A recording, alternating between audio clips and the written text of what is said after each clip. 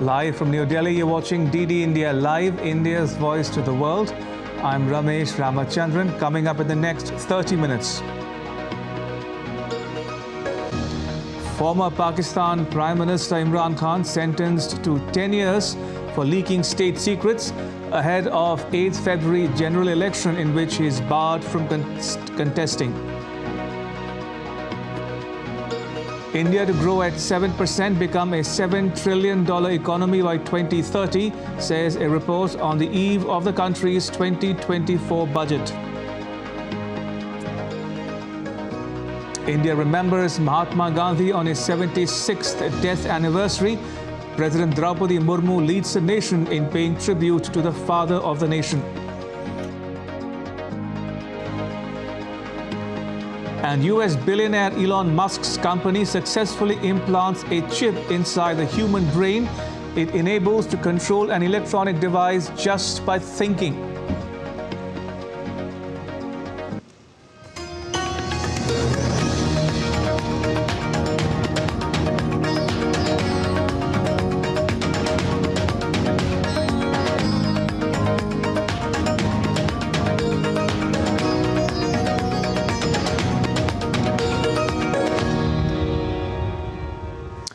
India can aspire to become a $7 trillion economy by the year 2030.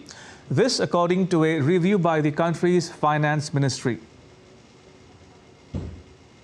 Ahead of the interim budget, a report by India's finance ministry has said the country can aspire to become a $7 trillion economy by 2030. The report, titled The Indian Economy, a Review, also noted that financial year 2024 marks the third successive year of over 7% growth of the Indian economy. That too when the global economy is growing around 3%. That's not all. India is the world's third largest fintech market, and this year it overtook Hong Kong to become the world's fourth largest stock market. The report also highlighted factors that have bolstered the economy. There has been a surge in public sector expenditure in the last 10 years. The same period also witnessed a greater inclusive development and a significant reduction in unemployment. Reforms rolled out by the government helped banks strengthen their balance sheets. Investment incentives have created a startup ecosystem. Government's COVID management and robust vaccination drive helped the economy return to a high growth path. Global praise for the Indian economy in the recent times is a testament to this report. World Economic Forum President Borge Brende said that India is a 10 trillion economy in the making. According to Barclays, the country will remain the world's fastest growing economy in near term, while S&P said that India is set to overtake Japan as third largest economy by 2030. Bureau Report, DD India. In more good news for India's economy, the country witnessed a 22.24% surge in electronic exports, surpassing the $20 billion milestone within 9 months of the financial year 2023-2024. Mobile phone exports, accounting for 52% of total electronic exports, reached $10.5 billion between April and December of 2023. The iPhone emerged as the primary driver of exports, contributing 35% of total electronic exports and a staggering 70% overall mobile exports during this period. This was spearheaded by surging smartphone shipments, especially the iPhone. India recorded a significant uptick in electric vehicle sales in 2023, with volumes surpassing 1.5 million, marking a 50% increase from the previous year.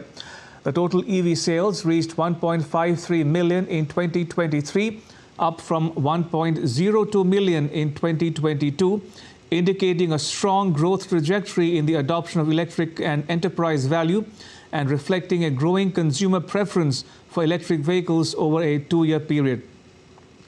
According to category-wise data, two-wheelers and three-wheelers experienced a growth of 37% and 66% respectively. Passenger vehicle segments saw significant growth too. Industry outlook for 2024 remains optimistic, with sales expected to exceed 2 million units.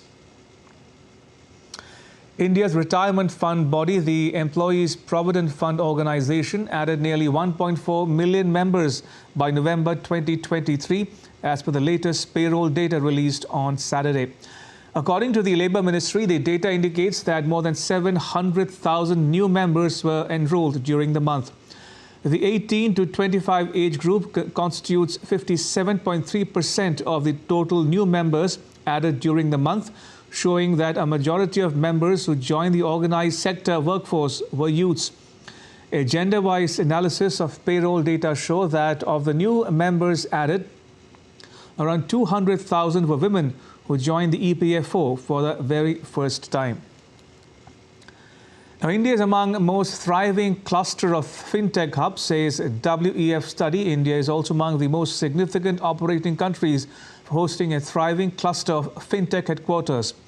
The Future of Global Fintech did a global survey of more than 200 fintech companies across 5 retail-facing industry and released the report during its annual meeting, where the study reveals that vibrant hubs such as Singapore, the UK, the US and India have hosted a thriving cluster of fintech corporate headquarters. More than 1,100,000 companies have been incorporated in the current financial year till 10th of January. This according to data available with the Indian Ministry of Corporate Affairs. Official sources said that this was the highest number of firms incorporated so far under the ministry. More than 44,000 limited liability partnerships were incorporated till January 10th, 2024, compared to a little over 28,000 in the corresponding period last year. The sources said that this was indicative of increased economic activity in the country. The new registrations are on the version 3 of the MCA portal, and the government has been working to resolve its initial glitches. In a major setback for former Pakistan PM Imran Khan, a court sentenced him to 10 years in jail for leaking state secrets. The case pertains to allegations that Khan had shared the contents of a secret cable sent by the country's ambassador in Washington, D.C. to the Pakistani Foreign Ministry in Islamabad. Khan's party, the Pakistan Tehreek-e-Insaf, says that both Khan and former Foreign Minister Shah Mahmood Qureshi had been sentenced to 10 years each by a special court. It said that the party would challenge the decision and call it a sham case. A significant setback for Maldives' President Mohamed Muizzu, the main opposition party of the Maldives, has initiated impeachment proceedings against him. The Ibrahim Soleh-led Maldivian Democratic Party, along with the Democrats, have collected signatures from 55 lawmakers, just one short of the required 56 votes provided by the Constitution and Parliament's standing orders for impeaching the President. The opposition parties have voiced concern regarding the foreign policy of the Maldives government. They criticized the government for what they perceive as a shift towards an anti-India stance. To West Asia now, Israel's army killed 3 terrorists in West Bank's Jenin. It said that they were planning an attack like the 7th October Hamas rampage. The overnight raid came as Israel struck Hezbollah military sites inside Lebanon. The strikes were conducted after multiple rockets were launched into Israel from Lebanon. Israeli troops dismantled 2 of 4 Hamas battalions in Gaza's Khan Yunis. The units operated above ground and from within underground tunnels. An Israeli military spokesperson, Daniel Hagari, said the army will keep focusing on dismantling the remaining Hamas battalions in Khan Yunis. He said that the Israeli army has so far killed more than 2,000 Palestinian terrorists inside Khan Yunis. In all of Khan Yunis, we have eliminated more than 2,000 terrorists above and beneath the ground. In addition, we destroyed significant underground infrastructure in which we found facilities for holding hostages, command centers, weapons, production facilities, and intelligence material. In more news from the region, the U.S. military released photographs of the 3 U.S. soldiers killed in a drone attack on a U.S. base in Jordan by Iran-backed militants on Sunday. The soldiers were identified as Kennedy Layden Sanders, Breonna Alexandria Moffett, and William Jerome Rivers. The attack, which wounded dozens of other soldiers, was the first deadly strike against U.S. troops since the Israel-Hamas war erupted in October. It marks a major escalation in tensions that have engulfed the region. As attacks by Houthis on ships in the Red Sea affect companies and alarm world powers, the White House has said that the U.S. is not looking for a war with Iran or seeking to escalate tensions in West Asia in the wake of the recent drone attack on its troops in Jordan.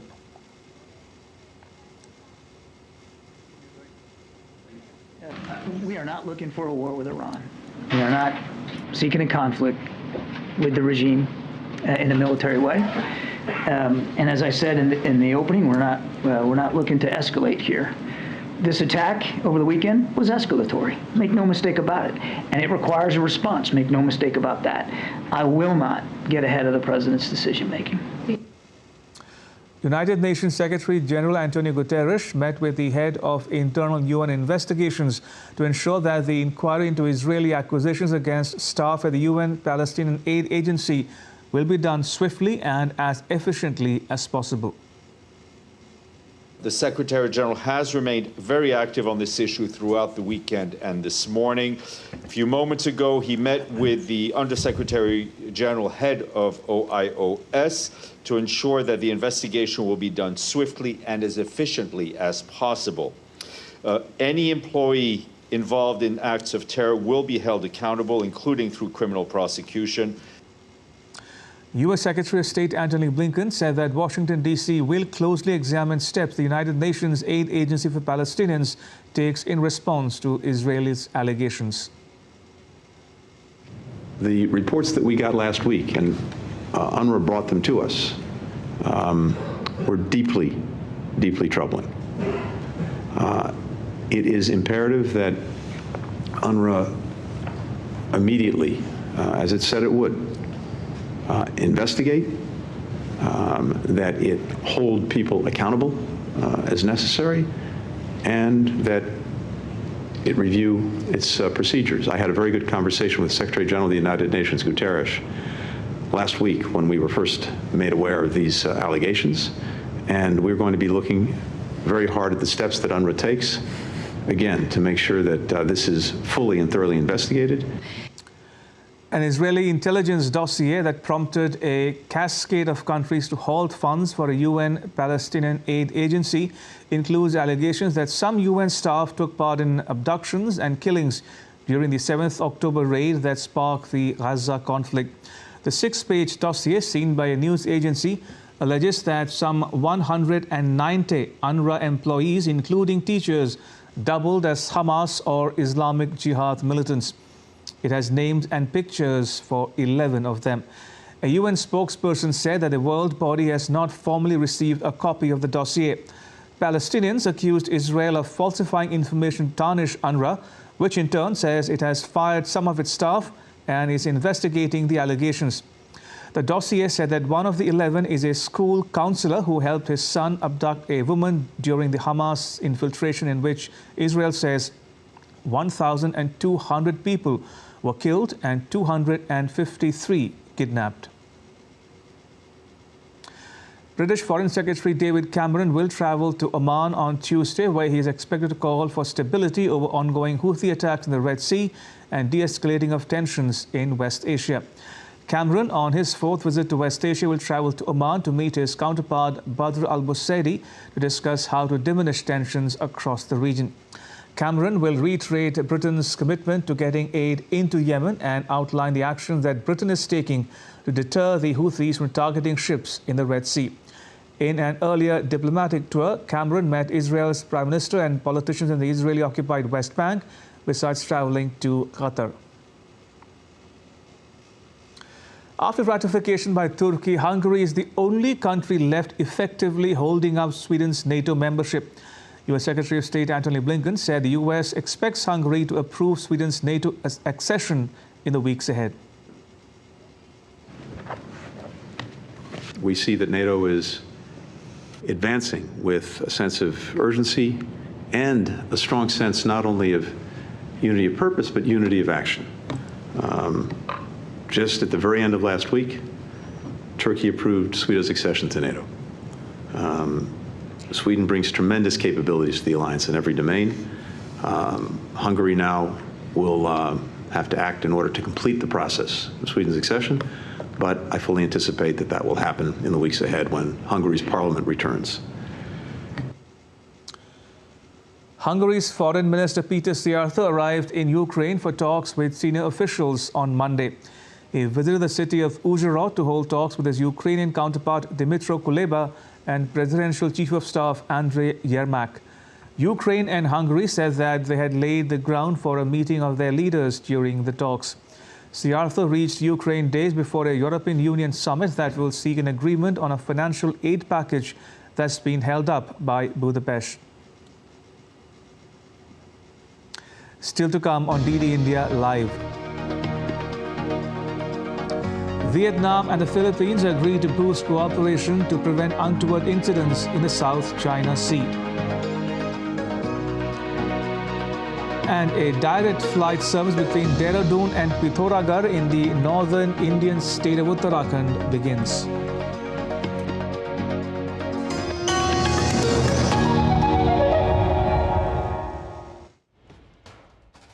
Wherever news breaks, whatever it takes. Connecting corners, cutting across continents. Stories that matter from across the globe.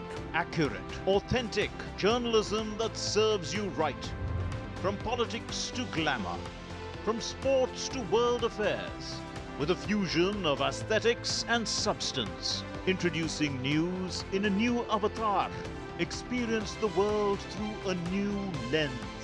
Stay tuned to DD India for an exciting journey beyond borders.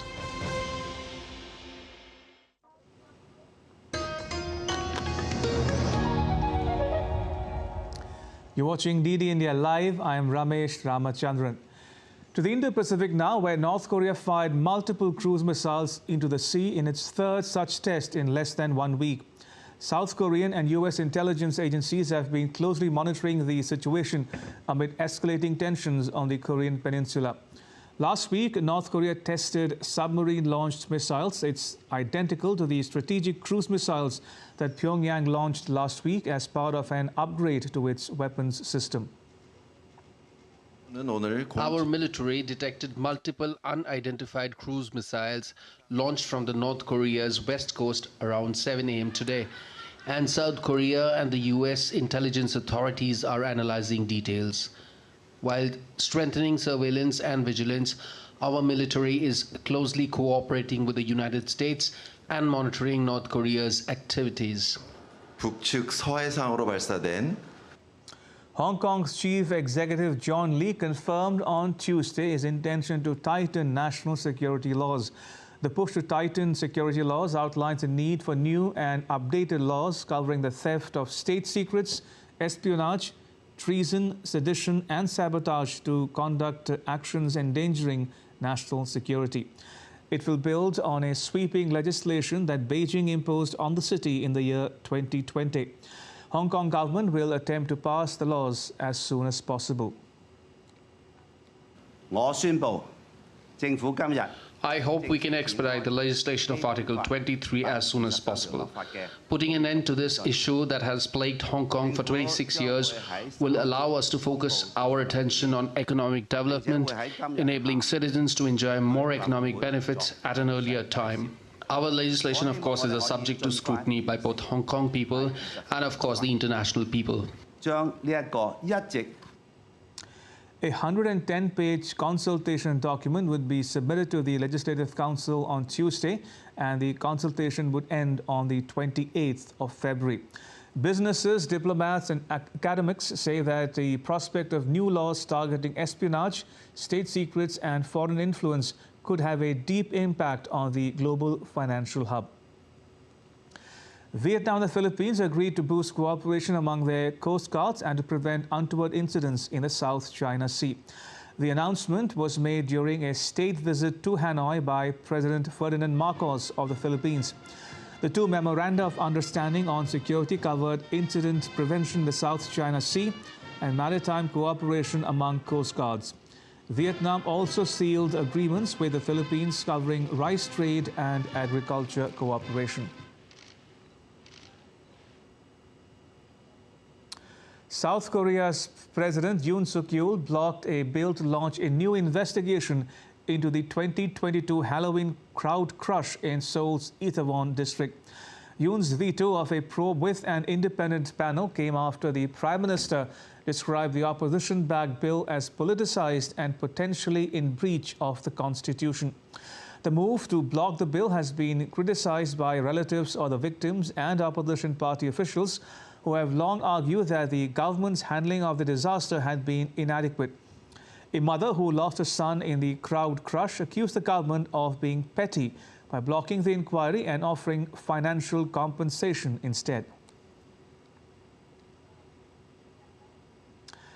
An interfaith prayer meeting was organized on Tuesday at Gandhi Smriti as the nation observed the 76th death anniversary of Mahatma Gandhi. President Draupadi Murmu led the country in paying tributes to the father of the nation. President Murmu attended the prayer meeting and laid a wreath at Mahatma Gandhi's memorial at Rajghat in New Delhi. Vice President Jagdeep Dhankar paid floral tributes too. Prime Minister Narendra Modi, Defence Minister Rajnath Singh and other leaders also paid floral tributes to the father of the nation. The day is also observed as Martyrs' Day. Mahatma Gandhi was assassinated on this day in the year 1948.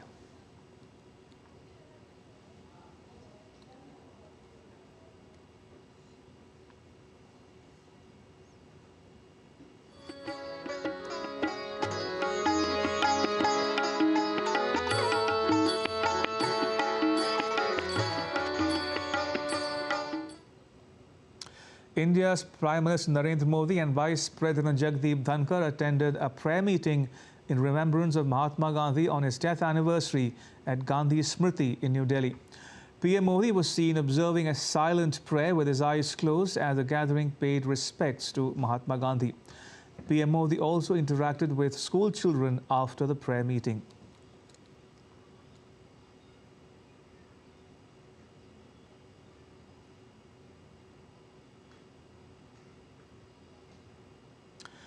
An Indian warship carried out another successful anti-piracy operation off the eastern coast of Somalia. The INS Sumitra rescued the fishing vessel Al Naimi and her crew, including 19 Pakistani nationals and 11 armed Somali pirates after intercepting the vessel on Monday. The Indian Navy's indigenous offshore patrol vessel had been deployed for anti-piracy and maritime security operations. The warship, over the course of less than 36 hours, rescued 2 hijacked fishing vessels along with 36 crew, 17 Iranian and 19 Pakistanis in the southern Arabian Sea. It prevented the misuse of fishing vessels as motherships for further acts of piracy on merchant vessels. A direct air service facility under the Udan scheme has been started between Uttarakhand's Pithoragarh and the capital Dehradun on Tuesday, reducing travel time between the two important towns. Uttarakhand Chief Minister took the first flight from Pithoragarh to Dehradun. Operator Flybic, with its 19-seater aircraft, will offer services 3 times a week.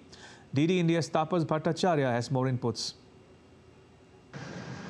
Imagine cutting down travel time from 12 hours to just 1 hour between Pithoragarh and Dehradun thanks to Udan scheme. Flybig's 19-seater aircraft now operates thrice a week, bridging Kumaon and Karwal seamlessly. In a landmark move, India's Civil Aviation Minister Jyotiraditya Scindia inaugurated this flight service, highlighting the Regional Connectivity Scheme initiative. Kumaon और गढ़वाल ये 19-सीटर विमान के द्वारा इन दोनों गंतव्य को हम लोग आज जोड़ने जा रहे हैं और ये पहली फ्लाइट पिथौरागढ़ से भी होगी, जहां 1600 मीटर का रनवे है, 7 करोड़ रुपए का निवेश भी हम लोग ने किया है। सप्ताह में 3 दिन, सोमवार, मंगलवार और शुक्रवार, ये सेवा की शुरुआत चलेगी और जो क्षेत्र 11 घंटे का फासला तय करने में हम लोगों को लगता था, वो आज स्वतः मुख्यमंत्री जी भी 1 घंटे में वायु उड़ान से पूर्ण रूप से वहां पहुंच चुके। The government-backed scheme, marking its 6-year milestone, has fueled the growth of regional airlines, fostering a thriving aviation ecosystem. I'm very happy and thankful to Ministry and Honorable Minister Sri Sindhya ji and Chief Minister of Uttarakhand who allow us to start from Dehradun to Pithoragarh. And very soon we will start and connect to Pantnagar as well under Udan. And this will really help the people of Uttarakhand to travel a distance which is over 11 hours to 1 hour. And we are currently connecting tier 3, tier 4 cities in the country. And soon we will launch 5 airports in Uttar Pradesh. The success story reflects India's soaring aviation industry, witnessing a doubling of operational airports in the past decade. Udan scheme not only connects distant regions but also propels small airlines to new heights, creating a sky-high success narrative in the nation's aviation saga. Tapush Bhattacharya's report, DD India. Neuralink, a neurotechnology company founded by billionaire Elon Musk and 7 scientists and engineers, has installed a brain implant in its first human recipient with promising initial results. According to Musk, the first product from Neuralink will be called Telepathy. The startup, launched in 2016, opened a recruitment process seeking participants for its first brain implant trial on humans last year, after receiving approval from the US Food and Drug Administration. People with quadriplegia because of a cervical spinal cord injury and those with a motor neuron disease called ALS were eligible for the study. The company aims to build direct communication channels between the brain and computers. It evaluates the safety of Neuralink's N1 implant and R1 surgical robot and assesses the initial functionality of the chip to enable a person with paralysis to use their thoughts to control external devices. To sports news now. The International Cricket Council on Tuesday released the latest ICC Women's T20I bowling rankings. India's Deepti Sharma has climbed to joint 2nd place. Indian pacer Renuka Singh rose to the 10th spot. England's Sophie Ecclestone continued to dominate the T20I rankings for bowlers. There were no changes in the top 10 of the all-rounders rankings, with Deepti holding onto the 4th position. In the batting rankings, India's vice-captain Smriti Mandhana maintained her 4th position, leading among Indian players. Jemimah Rodrigues, Shafali Verma and Harmanpreet Kaur retained their 13th, 16th and 17th spots respectively. And with that, it's a wrap on this edition of DD India Live. Let us know your thoughts on the news of the day. You can connect with us on Facebook, X and Instagram. You can also check out our website ddindia.co.in. We'll be back with more news as it breaks here on DD India. I'm Ramesh Ramachandran. All of us here in New Delhi, thanks for watching DD India Live.